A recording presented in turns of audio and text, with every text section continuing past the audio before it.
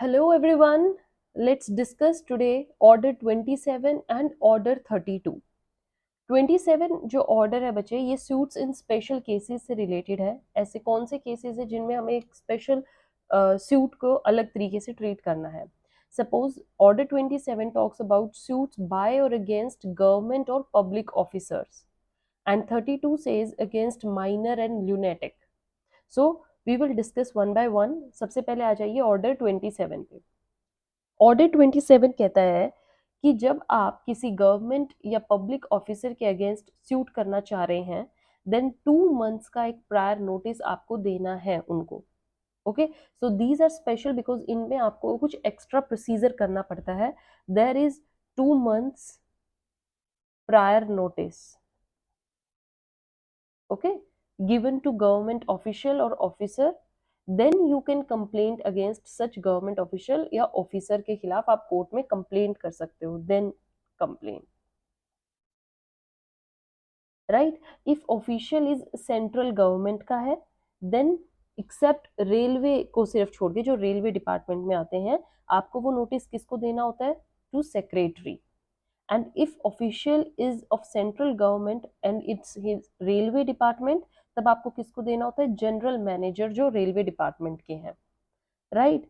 If official of central government Jammu Kashmir state है तो state official और authorised person of that state. Any state government है तो secretary और district collector of that. But अब जम्मू कश्मीर का प्रोविजन अप्लाई नहीं होता है, सो स्टेट गवर्नमेंट में ही वो इंक्लूड हो जाएंगी। सेक्रेटरी और डिस्ट्रिक्ट कलेक्टर को देते हैं, डीसी को नोटिस जाता है। And if it is against any public officer तो आपको डायरेक्ट टू दैट पर्सन और टू हिज पीए उनको वो नोटिस देना पड़ता है। ठीक है, तो आपको नोटिस का कंसेप्ट समझ में आ गया, किसको कहाँ देना पड़ता है। अब ऑब्जेक्ट क्या है पीछे, what is the main objective behind this notice? ये नोटिस इसलिए दिया जाता है सो दैट कि एक इनफ टाइम मिल जाए to the official to consider the issue कि एक्चुअल इशू क्या है, मेरे अगेंस्ट एक पर्टिकुलर पर्सन को क्या प्रॉब्लम है, क्या इशू है, राइट? तो एक उनको इनफ टाइम मिले given to the official, because obviously they are sitting on high authority. And आप ऐसे ही किसी पर्सन को जो एक हायर अथॉरिटी पे बैठे उनको ब्लेम नहीं कर सकते। फर्स्टली उनको इन्फॉर्मेशन होनी चाहिए कि उनके अगेंस्ट क्या कंप्लेंट जाने वाली है, वो नोटिस के थ्रू जाती है। और ये नोटिस इसलिए दिया जाता है ताकि उनको एक इनफ टाइम मिले and not to waste money in this court proceedings, में ना मनी वेस्ट की जाए ताकि वो अपना केस बाहर ही सॉल्व कर ले। Okay, essentiality of notice, notice के पीछे क्या इंपॉर्टेंस है, क्या आपको मेन मेन चीजें इंपॉर्टेंट टर्म्स नोटिस में इंक्लूड करनी है। The one thing is the name of that person, so the name of that government official, then his description, which post he is handling, place of residence, then cause of action, आप उनके against क्या action लेना चाह रहे हो, and वो एक statement के थ्रू आपको देना है। Relief claimed, what relief you wanted, okay, by plaintiff. So notice under section 80 is mandatory. इसमें देखिए हमारे जो सेक्शन इंक्लूड होते हैं वो 79 टू 82 होते हैं। सो 80 के अंदर सेक्शन दिस नोटिस देना इज मैंडेटरी एंड एक्सप्रेस, आपको एक एक्सप्लेनेशन देनी है इन नेचर कि आप जो ये नोटिस दे रहे हो वो एडमिट कर रहे हो, there is no exception. Although there is a waiver, means provision होता है वेवर का नोटिस का। If such public official by self waive such notice, then आपको कोई नोटिस देने की जरूरत नहीं है।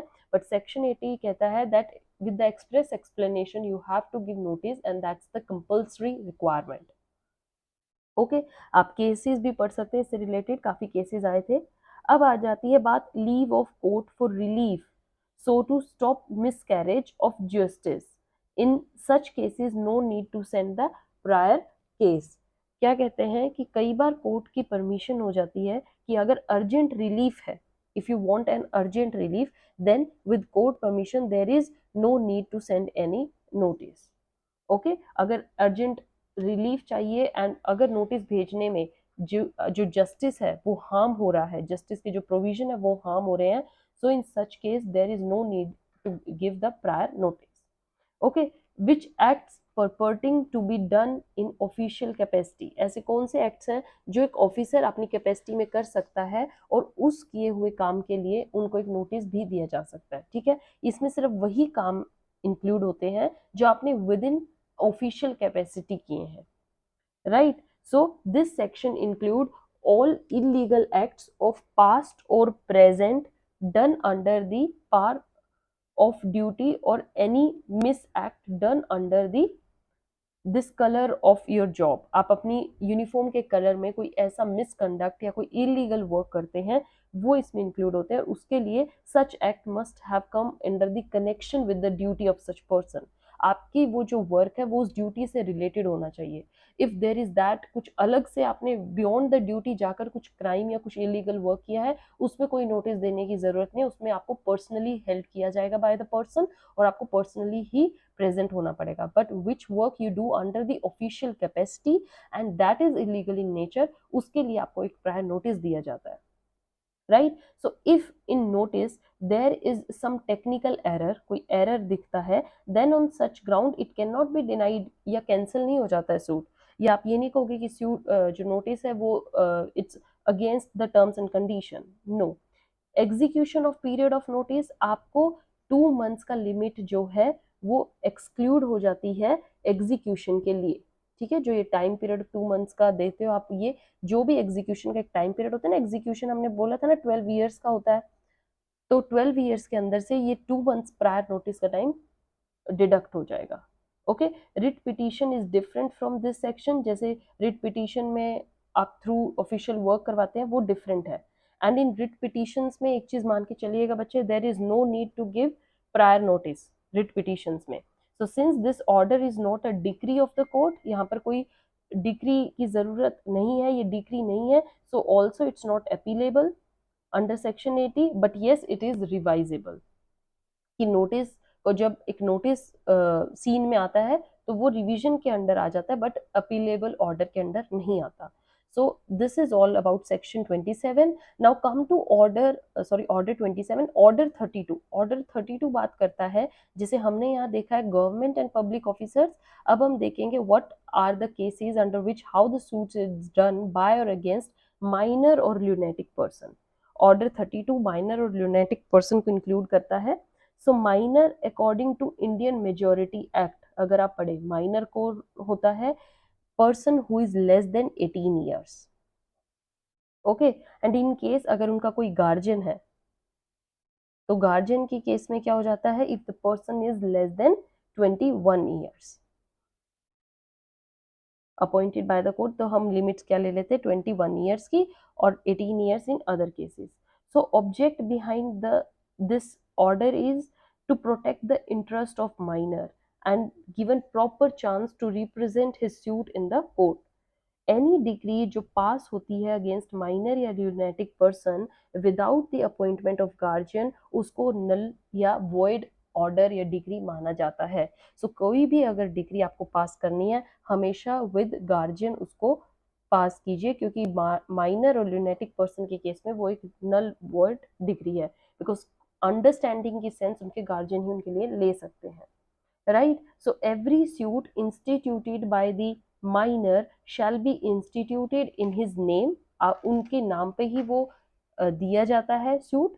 थ्रू गार्जियन और नेक्स्ट फ्रेंड का नाम आप साथ में लिखेंगे, बट नेम माइनर का जरूर मेंशन होगा। प्रीलिम्स में क्वेश्चन भी आया हुआ है, ये प्रीलिम्स से रिलेटेड है। व्हेन सच माइनर जो है इज प्लेंटिव, कोर्ट में at any stage of suit order his guardian to furnish security for the cost of the defendant either on the application by defendant or suo motu। उनके guardian को उनके behalf पर एक security देनी पड़ेगी।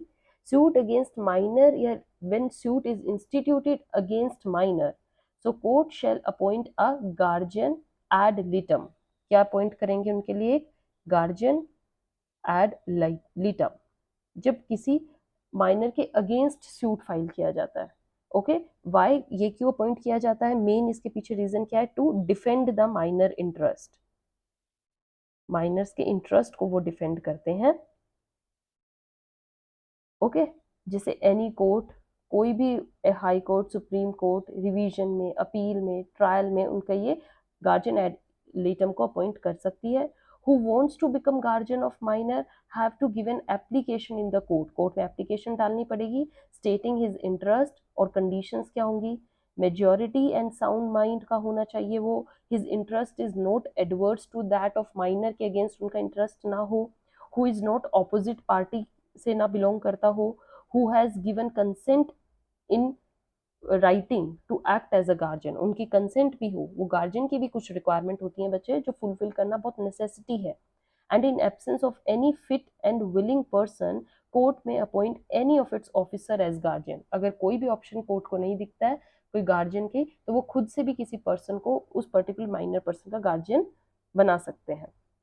अब आ जाती है बात, what are the powers and the duties of guardian, क्या पावर्स हैं? That without the leave of the court, no guardian या next friend can receive any amount or movable property on behalf of minor by the way of compromise, nor enter into any agreement or compromise on his behalf in the suit। ये बिल्कुल बिल्कुल first requirement है। Minor के अगर आप appoint किए गए हैं तो ये मतलब नहीं है कि आप उनके बिहाफ पे जाके कॉम्प्रोमाइज कराएं या सेटलमेंट कराएं और कोई भी अमाउंट या मूवेबल प्रॉपर्टी उनके बिहाफ पर आप ले लें, नो, नॉट एट ऑल। आप ये सब काम कोर्ट का है। An application for leave of court should be accompanied by an affidavit of next friend and if represented by pleader, his certificate होना चाहिए that compromise is in opinion for the benefit of the minor, however court is full, there is free to examine such settlement। ठीक है, मतलब अगर आप settlement करवाना चाहते हो तो आपके पास एक एप्लीकेशन होनी चाहिए कोर्ट के द्वारा, या अगर आप कोई प्लीडर हो जो माइनर के लिए सेटलमेंट करवा रहे हो तो आपके पास सर्टिफिकेट होना चाहिए कि आपने ये पर्टिकुलर जो डिसीजन लिया ये बेनिफिट इन द माइनर के ही लिए है। प्लस कोर्ट के पास कंप्लीट ड्यूटी है कि वो कभी भी इस ऑर्डर को उठा के, सेटलमेंट को उठा के चेक कर सकती हैं। एन एग्रीमेंट और compromise entered without the leave of the court, अगर कोर्ट के बिना बाहर जाकर आपने कोई एग्रीमेंट कॉम्प्रोमाइज किया है तो वो वॉइडेबल है, वॉइड नहीं होगा, वॉइडेबल होगा, वॉइडेबल बाय माइनर, माइनर कभी भी उसको वॉइड कर सकता है at the instance of minor.